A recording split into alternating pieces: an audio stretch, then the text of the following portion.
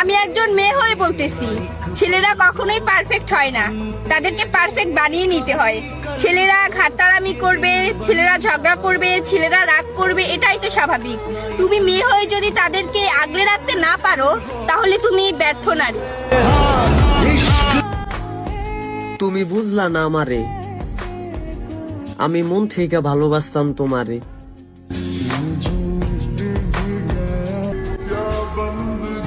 জীবনে যা মন থেকে চেয়েছি তাই হারিয়েছি।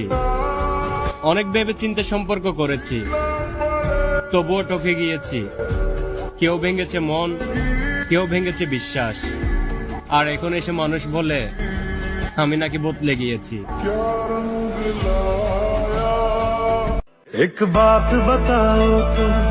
জীবন সবার জন্য এক না। আমাকেই দেখো, আমি সবকিছুতে অবাগা।